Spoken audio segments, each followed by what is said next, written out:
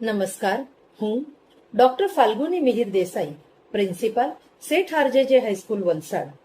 ઘણા બધા વાલીઓ મને એક વાત વારંવાર કરે છે કે મારું બાળક ભણવા તો બેસે છે પણ એનું ધ્યાન ભણવામાં ટકતું જ નથી. ક્યારેક 10 મિનિટ ભણે પછી મોબાઈલ લઈને બેસી જાય, ક્યારેક પુસ્તક ખોલે પણ થોડી જ વારમાં ઊભું થઈ જાય, અને ક્યારેક તો એ કલાકો સુધી ભણ્યા પછી પણ એને બિલકુલ યાદ નથી રહેતું. તો પ્રશ્ન એ થાય કે આ બાળક ખરેખર આળસુ છે કે પછી તેની વાંચવાની પદ્ધતિ યોગ્ય નથી? તો ચાલો આજનું શિક્ષણ આવતીકાલનું ભવિષ્ય શ્રેણીમાં આજે મારે એના વિશે જ વાત કરવી છે.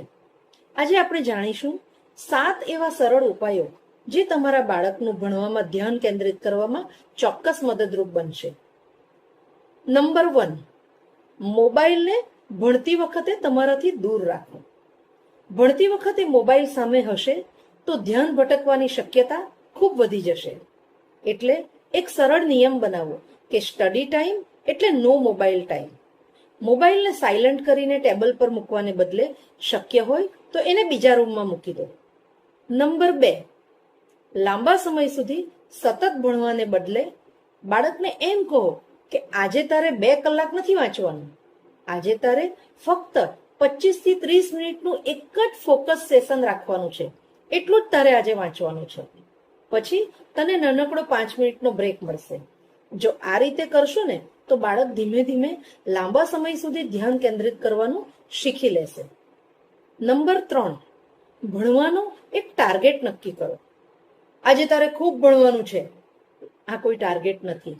તેને બદલે બાળકને એમ શીખવો કે બેટા આજે તારે સાયન્સના ચેપ્ટર 3ના ખાલી 2 ટોપિક સમજવાના છે અને ત્યાર પછી તારે ખાલી 10 પ્રશ્નો ઉકેલવાના છે.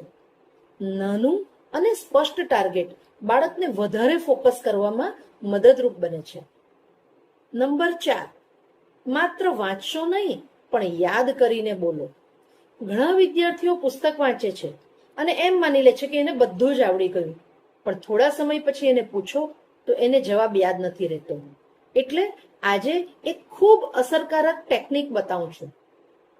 આ ટેકનિક 5 શબ્દોમાં એને હું રજૂ કરીશ. રીડ, ક્લોઝ, રિકોલ, સ્પીક અને રાઇટ. આપણે એક પછી એક લઈએ. રીડ એટલે કે પહેલા વાંચો, ત્યાર પછી ક્લોઝ એટલે કે પુસ્તક બંધ કરો, ત્યાર પછી રિકોલ એટલે પોતાની જાતે જ એ પ્રશ્નને મનમાં રિકોલ કરો, ત્યાર પછી સ્પીક એટલે કે જવાબ મોઢે બોલો, અને ત્યાર પછી રાઇટ એટલે કે જરૂરી હોય તો એ પ્રશ્નનો જવાબ જાતે મોઢે લખો અને પછી તપાસો. આ રીતે ભણશો તો તમારું ભણેલું લાંબો સમય સુધી તમને યાદ રહેશે. નંબર 5, સ્ટડી એન્વાયરમેન્ટને યોગ્ય બનાવો. ટીવી ચાલુ હોય, મોબાઈલની નોટિફિકેશન સતત આવતી હોય, બાજુમાં આજુબાજુ બધા લોકો વાતચીત કરતા રહેતા હોય તો બાળકનું ધ્યાન કેવી રીતે ટકે? માટે બાળકને એક શાંત અને વ્યવસ્થિત સ્ટડી સ્પેસ આપો. ટેબલ ઉપર માત્ર જરૂરી પુસ્તકો અને સામગ્રી જ રાખો. નંબર 6, બાળકને સતત ટોકવાને બદલે એને પ્રોત્સાહન આપો. વાલીઓ ઘણી વખત એવું કહેતા હોય છે, તું તો ભણતો જ નથી, તને તો ક્યારેય સમજ જ નથી પડતી. જો પેલા બાળકને જો પેલા બાળકને એ કેવું સરસ કરે છે. આવી બધી બાબતો બાળકનો આત્મવિશ્વાસ ઘટાડે છે.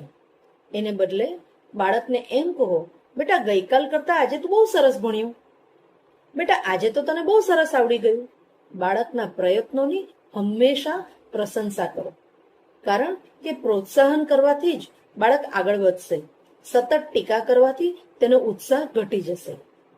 અને નંબર 7, ઊંઘ, રમત અને આરામને પણ એટલું જ મહત્વ આપો. બાળક આખો દિવસ માત્ર પુસ્તકો લઈને બેસી રહે, વાંચતો રહે, લખતો રહે, એ પણ એટલું જરૂરી નથી. જેટલું જરૂરી ભણવાનું છે, અભ્યાસ છે, તેટલું જ જરૂરી યોગ્ય ઊંઘ, થોડી રમતગમત, થોડી બહારની હવા અને પૂરતો આરામ પણ એટલા જ જરૂરી છે. Healthy mind in a healthy body.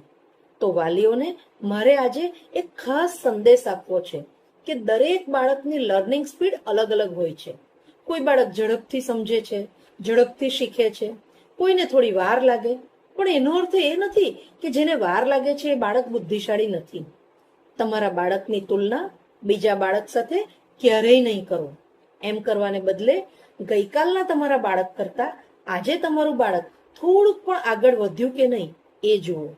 અને વિદ્યાર્થીઓને હું એટલું જ કહીશ કે ભણવું એ સજા ક્યારેય નથી. ભણવું એ તમારા ભવિષ્યને સુંદર બનાવવાનું એક સાધન છે. મોબાઈલ તમને થોડો સમય માટે આનંદ આપી શકે, પણ તમારું જ્ઞાન તમને આખી જિંદગી આગળ લઈ જશે. તો આજથી એક નાનો સંકલ્પ કરીએ કે હું ભણવા બેસું ત્યારે સંપૂર્ણ ધ્યાનથી ભણીશ. મોબાઈલ મારા સમયને નહીં, હું મારા સમયને નિયંત્રિત કરીશ. અને યાદ રાખજો કે નાની નાની સારી આદતો જ ભવિષ્યની મોટી સફળતાને બનાવે છે.